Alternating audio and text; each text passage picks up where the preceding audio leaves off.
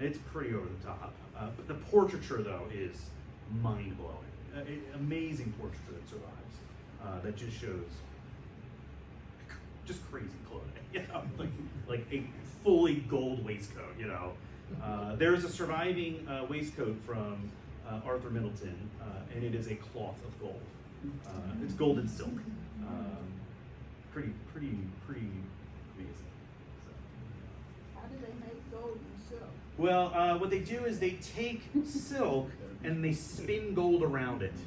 And that's how they're actually making it into like a pliable fiber, and then it's put onto the loom to weave. Yeah, really quite amazing. I hope you will give us a few words about these things, sure. Because I know we can come and look at them. Yeah, so we were taking a look at these earlier, and these look to me as probably late 19th century, maybe could be as early as the 1850s. They're all cotton. So if these were, let's say, linen, we would then start to kind of scratch our heads a little bit and maybe think they were earlier pieces. But by about 1800 or so, the basic undergarments start to change over to cotton. Kind of an in-depth story there. We can talk about it a little bit later if we wish to. But anyway, cotton becomes a lot cheaper, and so you start to see this. But these are all cotton. These are actually dated to 1876, these pieces here, and they look like they're collars or pieces that are being worn around the neck. And definitely like a big shawl here, probably looks like it's triangular in shape. Just a little fragile, I don't want to pick it up. So, yeah.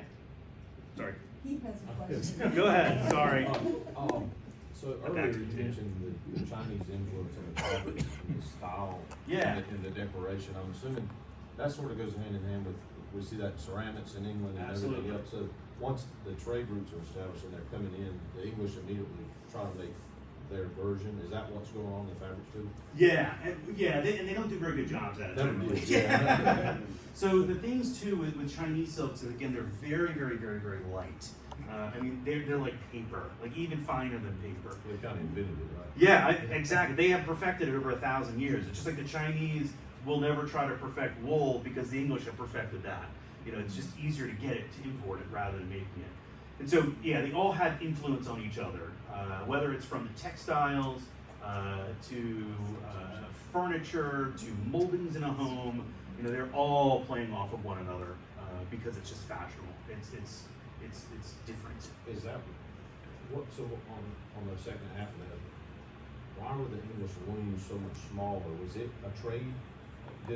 Was there a specific reason for that? Or It is a great question, and there's some scholarly debate on that. Sort of two pieces here. One, a lot of the things are being made by those French Huguenots that we were talking about in Spitalfields. Is it because of their technology they brought with them and they're just used to using it? The other thing is the high demand. Do they make the looms smaller so they can weave more yardage faster? Which it also could be that as well. But once the mechanization starts taking place, they start to develop things like the fly shuttle.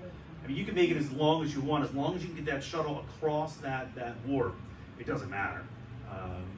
But generally speaking, the widest width you're going to get is in your wools, and that's going to be about 60 to 70 inches wide, unfinished. Once it gets finished, though, it gets shrunk down to about 54 inches usually. Great question. How are the seams, the interior of the garment, how are the seams finished off? Great question. They're not. It's selvage to selvage. But I mean, okay, but I mean, like with the sleeve, Left raw.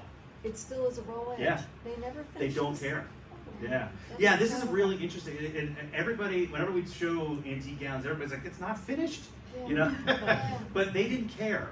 But the thing is, the owners didn't care either. They knew it was going to be left raw. For the arm's eye, it's a little tricky, Yeah. but most of it's on the bias, so you Yeah. don't have to worry about it too much.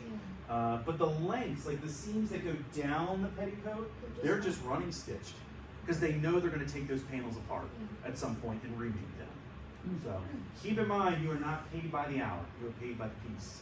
So they have to put these things together as quickly as possible for their customer. So your pieces in Williamsburg, have you cleaned them somehow? Would you recommend that? Yeah, Yes. interesting. We don't clean a lot. We do every once in a while because there's a lot of variables. So, for example, let's say we're going to clean this brocaded gown here, or I would talk to my conservator, be like, hey, I want to put this on view. Do we want to clean this? Because Gretchen and Jackie would probably like try to strangle me first, but they could do it. But what we have to do first is test every single color to make sure that the surfactant or the soap that we use doesn't cause it to run. So you got to do that for every color in the garment. And then if we say, okay, it's good, it's not going to run, then it's basically a full day process of getting this into a tank. We use deionized water, raise that water level up, add the surfactants, and gently rinse it out every single time. And then it's basically adding it as we need to. And we take samples of the water and see generally how nasty yellow it is. And you can see how clear it's getting through every rinse.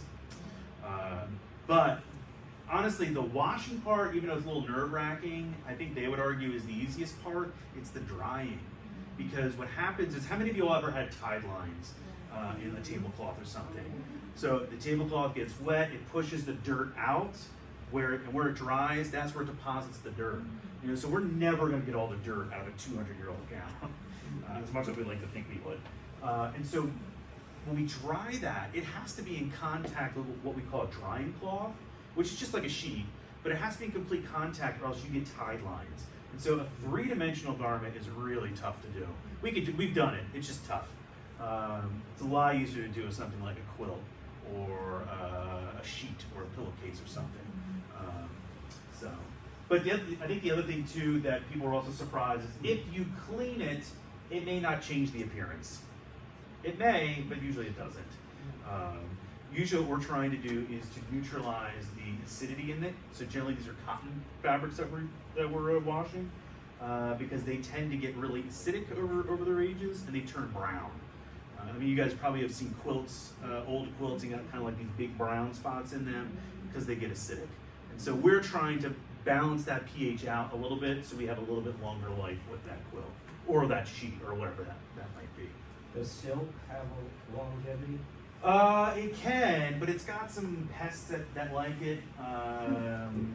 Webbing clothes moths, they love to eat silk. They graze it, so they eat the surface of it. Carpet beetles, which they're starting to hatch this time of the year, they'll punch holes through it.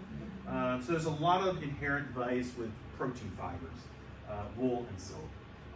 But if we can keep those little critters away, then it does have a pretty good longevity. The other problem is it does get wet. Oftentimes I find these period silks get brittle.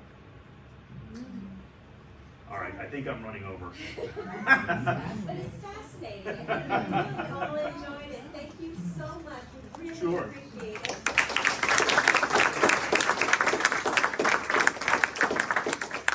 has a little token of our appreciation to you.